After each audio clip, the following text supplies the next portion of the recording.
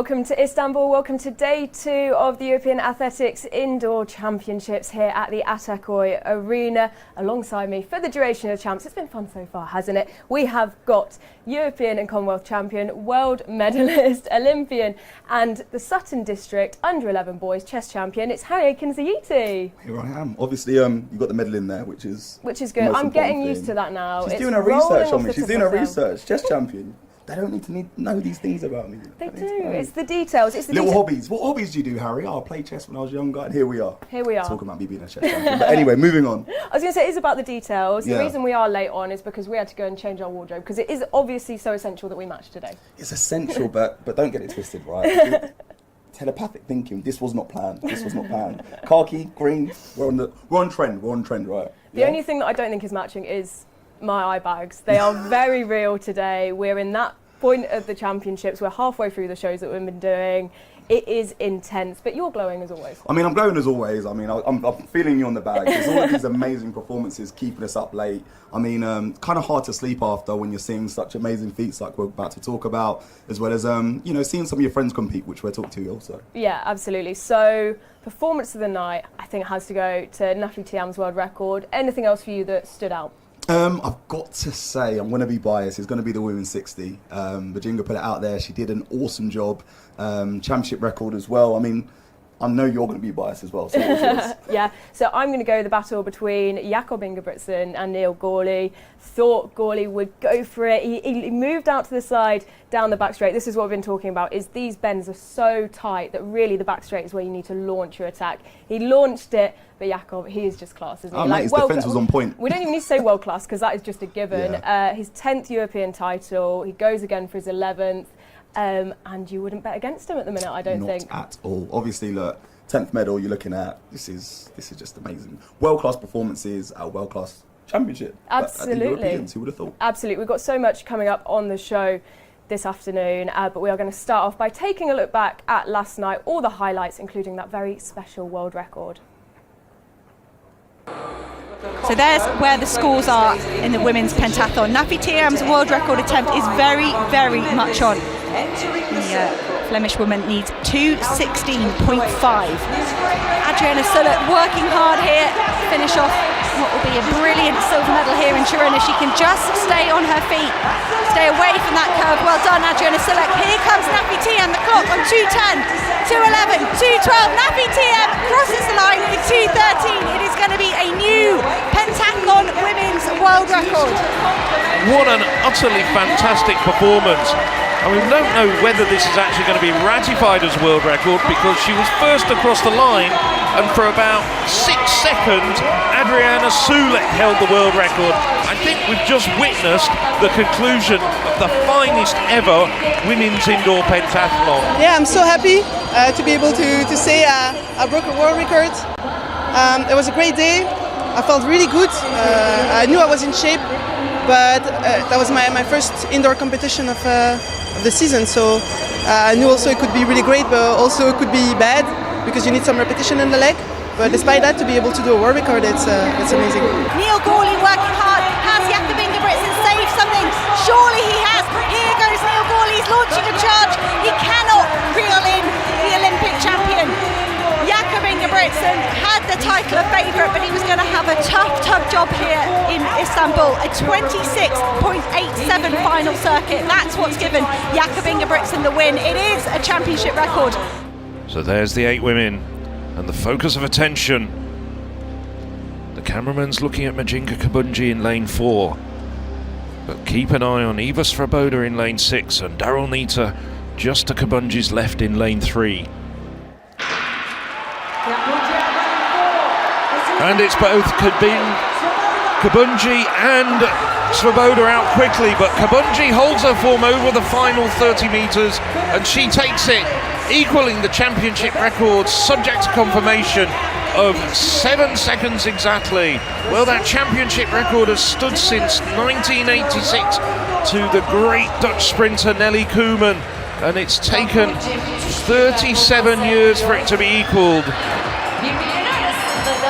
They come through with 100 metres to go, and Hannah Klein has hit the front. She's got to strike now, she's got to go. Costa Halford is so brave, so strong in the closing stages. If she has anything left, she can come back at Hannah Klein. Hannah Klein goes in the hands.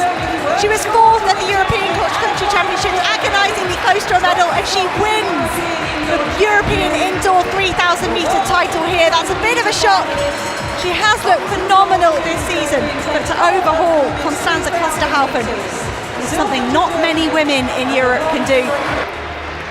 Man who's jumped over 18 metres, and there's very few of those outdoors. Seemingly stuttering slightly, but he's just got such immense spring and bounce. That's a big improvement. Is that going to be better than his national record? 17.60. Pedro Pablo Pichado, Olympic and world champion and two-time European indoor champion. He's got the lot. Kevin Meyer, two-time world champion, world record holder in the decathlon, 2 Olympic silver medals. Off they go, first event for the men's heptathlon, and it's a battle in the middle. Simon Ehammer trying to get himself ahead of Itel. Good performance as well, though, a bit further down from Kevin Meyer, as you can see on the photo finish, 6.85. That equals his personal best. The reigning Olympic champion over 100 metres. Set. So Jacobs in front, Italia, Mancini the fast starter. Well, Jacobs doesn't have the best of starts. Mancini was the quickest away, but now Jacobs eats up the ground, comes through for the win. And there's the roundup, and indeed, Lamont Marcel Jacobs producing the fastest time of the 5 heats.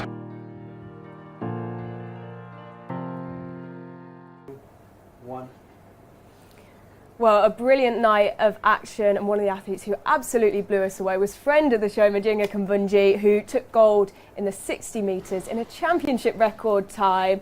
Obviously, so dominant through the heats. You had an absolutely brilliant competition, dominant from the start, and obviously equalling the championship record. That must have been the cherry on the top of the cake. Yeah, it was incredible yesterday. It was really fun. I was looking forward to come here. I love championships. I mean, for me, it's just the main goal why I train. And then to come here and have a good championship like this and then make this time in the final. So I was really, really happy with it. To be fair, look, we spoke to you earlier in the championship. We caught you on, obviously, your pre-warm-up day and whatever else. And we could see, and I said to you that, you know, when you bring that positive energy, like you bring it onto the track, and again, like, you've been such a good role model for anyone out there of how to take that positivity through the rounds. And do you think that you encouraged that and you showed that a bit more? Thank you. Yeah, I mean, it's just so much fun. For me, it's just, it's the best. It's why we train, why we're here. And I try to bring this on the track, and I usually, before the final, I say to myself, I'm also lucky just to be here. I mean, you train, everyone is training hard, everyone is trying to go to this final, and just 8 people in the final. And then when you have the chance to be there, to win, to run for the medals, it's so much fun. So I'm really happy, and I'm happy that people can see that. Yeah, so your moment of, when was the moment that you thought, I've got this? Was it in the heats? Was it in the semi? Because your semi-final run was pretty superb. You looked very easy and relaxed. It was after the semis. In the morning is always morning, so after semis, when I saw this time, I knew, okay, I can run fast. And then I didn't know how fast, but I just want to go out there and do a quick run. Maybe I thought, maybe PB, maybe not. I just want to go there and just try the best I can. And I was not even thinking too much about the others. I was just focusing on myself and just trying to do my best race. And obviously, we've got your sister racing. So is it better to get your race out the way first? Do you prefer that? Yeah, I prefer it so I can watch it. Because it takes so much nerves. Yeah. Do you get more nervous for you or her? It's different. It's different because when I watch my sister, I'm outside. I can't do anything. I can just wait and hope and like cross my fingers. So it's always, yeah, it takes a lot of nerves. So I'm happy when I'm done. So it's okay. Even when I'm tired after that, it's fine because I'm done with my competition. And one of the quirks that you shared with us earlier is, obviously we talk about like roomies in athletics. You guys actually have to share the same bed. How does that work? Since she's doing championships with me, we often share a room. And now here, I don't know why it was just one bed. I think maybe we could have asked for another small bed, but I mean, it's my sister and we're both fine. We're not complicated, so yeah, we share a bed here. So what you're telling me is that we're talking about championship best performances done with the sleepover ideology behind it. So in a certain sense, did you struggle to sleep last night? Because obviously you might take some caffeine, you're running on a high, so then you're laying there with nighttime insomnia whilst your sister's trying to prepare, right? Yes, exactly. I was trying not to make too much noise when I came back to the room, and then she was sleeping. I was happy she was sleeping, not waiting for me, but yeah, I didn't sleep until 4 o'clock maybe. So on that notion, you've not really been able to celebrate, and to be fair, what a lot of people don't recognise, when you do get these medal-winning performances, there's drug testing involved, and then after you've done your drug testing, you then go back, and then even on top of that, you're not sleeping, and then straight away you've got your media. So there's no partying yet. There's no party at all, no. But you did say you guys have known each other for a long time. Like, was it 2016 you guys first met? We've hit a few dance floors. We've been cutting some shapes for a while. You know what I mean? No, it's fun with this guy. So With the encouragement. which champs had the best party atmosphere afterwards, after the hard work was done? I don't know. So Zurich is around 2014. We linked up. We were like, yeah, we can dance together. We can vibe as a Swiss GB connection. We had our girls. You had your guys. We danced. But I think Rio was pretty. Rio was special. Yeah, we're older now. We're older now, so we know. It's all time. We can't share all the secrets. We can't share all the secrets. They're locked on my phone. They should stay there. Yeah. They will. Don't worry. We'll try and prize them out. We'll try and prize them out. Obviously, last night was massive for you, but for so many other athletes, including Nafi Tiam. When you see a performance like that, also, how much did you get to see of it? Because obviously you were in here warming up, you had your semi-final, then you come back into the warm-up zone, back to the call room, to the final. How much did you know about how well, obviously, her and Sulek were going in the heptathlon? I didn't even see it. Yeah. I saw that she won. Yeah. And this year in the mixed zone, I was like, oh, congratulations. And someone said she did the world record. I was like, oh, wow. And then, I said again. But no, it's amazing to see how she performs. And yeah, when you compete yourself, you don't have the chance to see what they're doing. Yeah. But I can watch today, tomorrow evening. So I have a bit some time to watch the competitions. And obviously big performances, not just in the pentathlon. How much does it inspire you when you're competing on the same night as so many of, obviously these huge names, yourself included? We had Jakob Ingebrigtsen, and then you've got world records as well. How much does that inspire you? It's always really inspiring to see other athletes doing really good results. I don't see that much when I compete, but I like to look on my phone after the competition, what did I do? And it's always really inspiring because I think it lifts up everyone, also especially from the Swiss team. We have a big team, and just to see what they are doing is always really inspiring. So look, obviously we've got a big summer ahead of us. What do the next few sort of weeks, months look like for yourself after coming off such a high? Are you taking a week to actually, it's all about micro victories to a certain extent. You plan and you've got to where you want to be. How do you celebrate it? How do you enjoy it? And when do you go, okay, moving on now? I think, I'm going to take a week off, or maybe just do some 2-3 small trainings, like 20 minutes something. But I think next week is going to be the week where I will celebrate maybe a little bit, because I'm going to see my family, my friends. I need the invite to the party. I don't party that much anymore, I have to say. It's more in smaller groups. Yeah. No, it's just when I see my friends or my family, because when I compete, I don't have that much time. So when I'm back after championship, I just want to see everyone to catch up. And then I'm gonna go to Turkey again for a training camp for 3 weeks in Belek, and then it's almost April, and I start, I think, in May. The alter season starts again. Yeah. Oh mate, it's amazing. I'm so happy for you, obviously, because what people don't recognise in this sport, connections are made across countries, right? When you're not only representing your country, but you see people that go through the same struggle, that are sort of having the same challenges, and when you see your friends do well. Yeah. I don't need to sound proud of you because you'd be proud of yourself. You know what I mean? Yeah, it's the same for me to see the friends, and I think when you're on the circuit for so long, you get to know so many other athletes, and to see them succeed is just it makes you so happy. How does it feel to see, growing up myself, you'd always think about a world championships being the highlight and seeing world-class performances. You're in the category, we're talking about 7 seconds. These are world-class performances, and it's at a European championships. It's crazy because I think like a few years ago I wasn't even sure that it was possible. So it's really nice that I can surprise myself, and I think I hope it can inspire other athletes to show them that it's maybe even if it doesn't look like it's still possible. No, that's it. That's it. That was just the most wholesome thing. I just love sitting in and listening to that.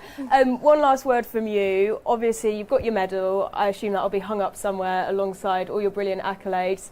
The seagull toy. So all the athletes also, once you get through the medal ceremony, the top 3 getting a seagull toy of the mascot. Where's that going to go?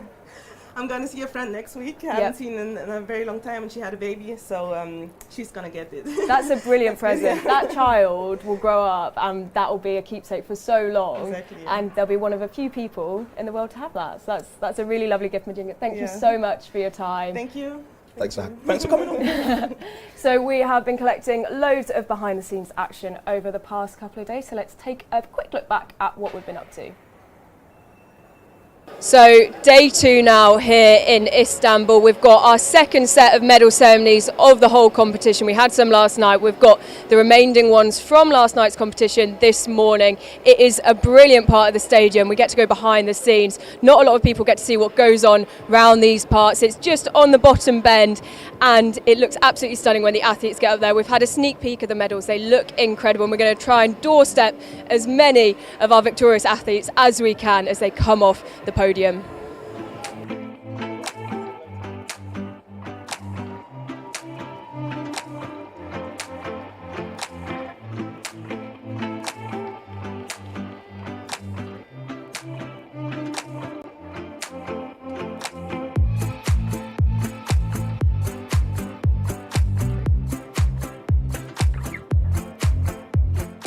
Congratulations, champion, once again. Show us your medal to the camera, show us the bling, and you got the mascot as well. How did that one feel? I'm feeling good. I am very happy. Brilliant. For the gold medal. Thank you. Congratulations. Thank you so much. Thanks again.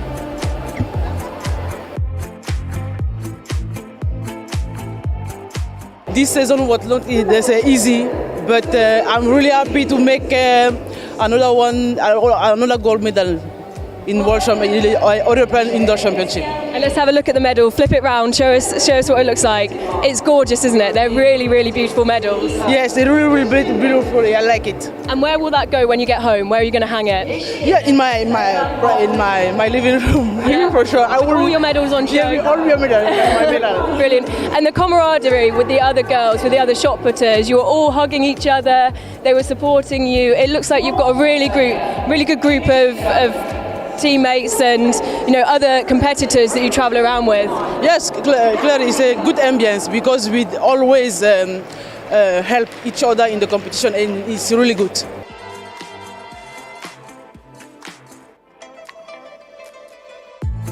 Congratulations, a brilliant silver medal. Show it up to the camera. And we've got our trusty seagull. Yes. Where's he going to go at home?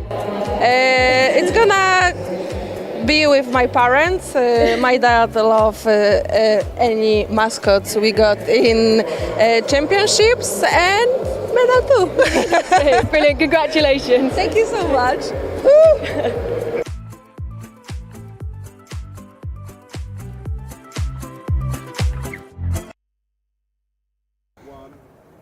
A little bit of the behind the scenes of the medal ceremonies. Those medals are absolutely stunning. And medals are medals. No matter how they look, they feel amazing when you get a hand on one. Yeah. And one of the things that can give them a little bit of extra personalisation is we've got some shots of them being engraved in the back. So every athlete, you might have noticed it when we spoke to Ariel Dogmo, hers was actually flipped round the wrong way. I got her to adjust it, but you could see the engraving on the back. So the funny thing is, it depends on your maturity level, because I remember once upon a time when I was younger, I had the opportunity to do so. Yeah. And there was a certain song at that moment I had a lyric to put on there. And looking back, I wish I didn't do that. So Right, because you don't like the song anymore? Well, no, obviously not. I remember being very, very young. It was a song called Pow, so I put Pow. I cannot believe that. Yeah, so That's again, I'd like to, it'd be really interesting to know what athletes are going to put on them. So depending on their maturity levels, they might differ. I just assumed that you'd get your name, your performance. So, when you're old and grey and you're sat in your chair and you're like, oh, I won the bronze, here's my name, and also here's the performance I did it in. You'll be sat there in your chair like, I'm going pow. Yeah, I'm going to be pow if you don't know about me. That's one of the things, I love this show because there's sometimes where we just find out stuff that I just didn't expect, and I had no clue where that was going. I think you could expect that from a 16-year-old Harry Akins-Oriti, but this is what we're about. We're giving athletes the opportunity to be unique and diversify themselves. We're not going to deny you, 16-year-old you, the opportunity to express yourself, however misguided it may be. And I think the European Championships, allowing athletes to do that is one of the best things you can do. Absolutely. Now, we need to try and get some stats on that and find out if anyone has gone anything different from their name and then their, either their performance or something, something that reminds them of what they've been up to. This is something that we spotted on social media earlier that I absolutely love. So Anna Hall, American national champion and world champ bronze medalist, tweeted this. I know you love a bit of SpongeBob. Oh, I love SpongeBob. So this is one of the great memes. You're kind of in a bit of a similar position to her, watching on. She's got this picture of her, or not of her, evidently, but she's got a picture. So she's associated herself with looking down on everyone else having fun.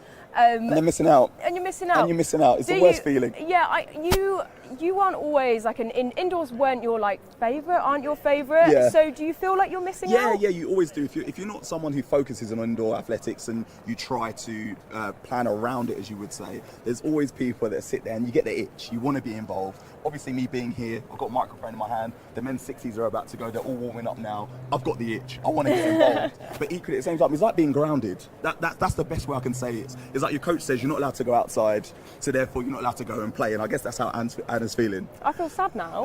You feel for her. I don't want to be your detention buddy. I know, that's what it is. But on a lighter note, we have another post. Yeah, another post, and this is one that just immediately put a smile on my face, and it features a huge smile as well. You've got a brilliant smile as well, but I'm just going to knock that compliment in there.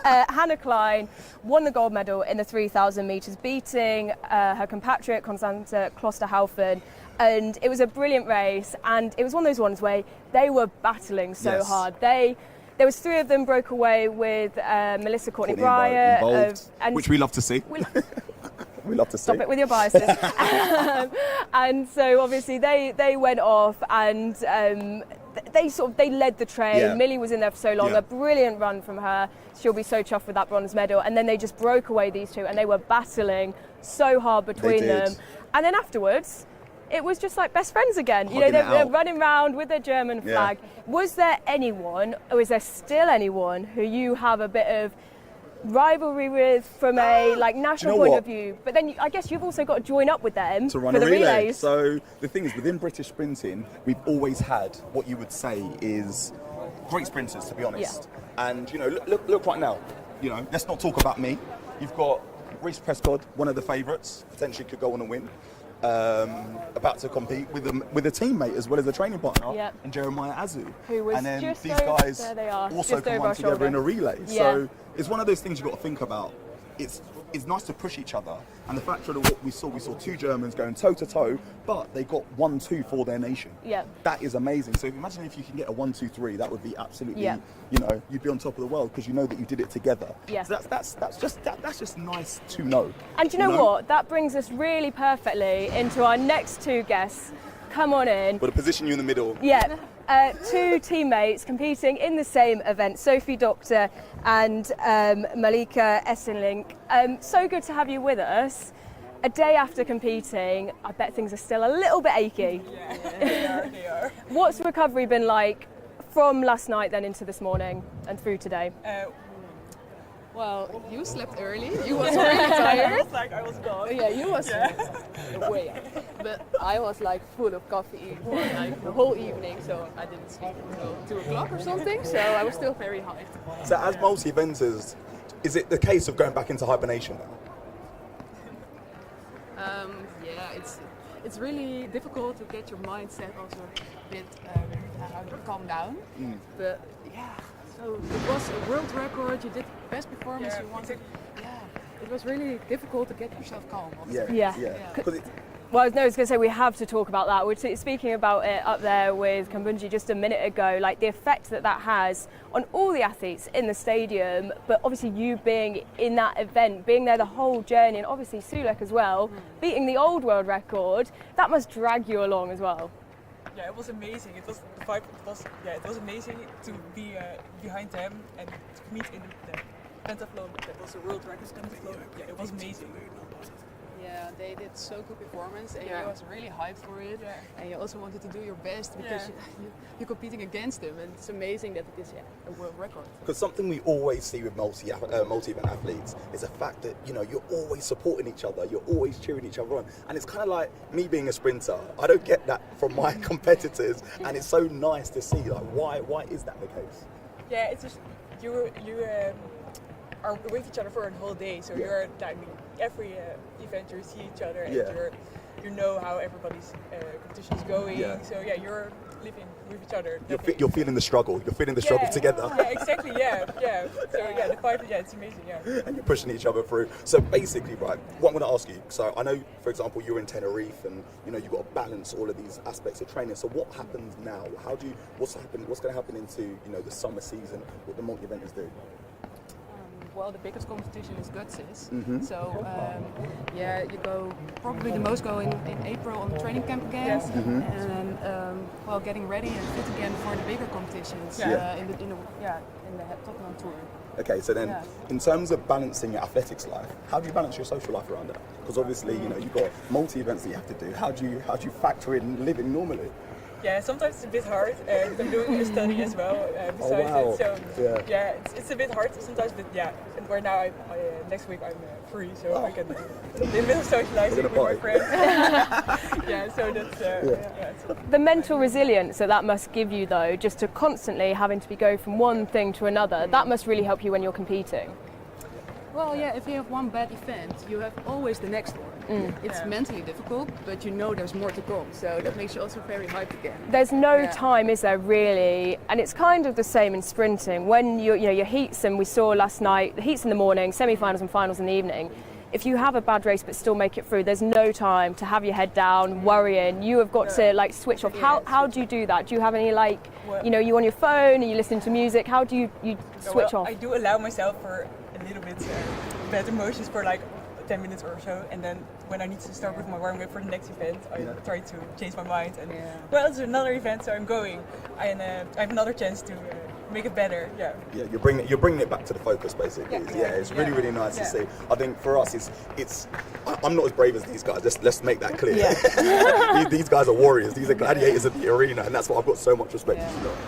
Absolutely. I'm going to ask you one last quick question each, and it might be a tricky one. If you, in the pentathlon, if you could swap one event out for another, which would it be? 800 meters. 800 meters. What would you swap it out? What would you bring in instead? Maybe sprinting. Yeah, an extra sprint. That's a nice one. You've impressed him. You've impressed him. Sprinting. Or what's English for discus throw? Some indoor throwing. Not indoor, but on outdoor. And maybe skip the javelin because that's not my best. We're talking about our strengths. I love that. We'll make it biased for you. Absolutely. Both of you, thank you so much for your time. Enjoy the rest of your downtime and relaxing, and obviously cheering on the rest of Team Netherlands through the competition. And you guys, you've got to say, these guys, the Netherlands, they know how to cheer each other on. I love to see the team community. Absolutely. So we'll be listening out for you on the stream later on, being as loud as feasibly possible. And like we said earlier, we have been up to so much, me and Harry, running around, causing chaos, meeting loads of brilliant athletes. And here's a look back at the last couple of days.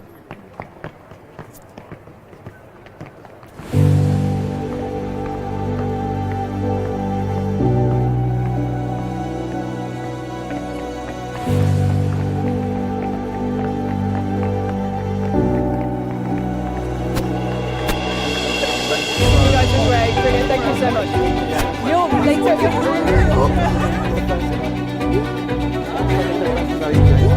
so much.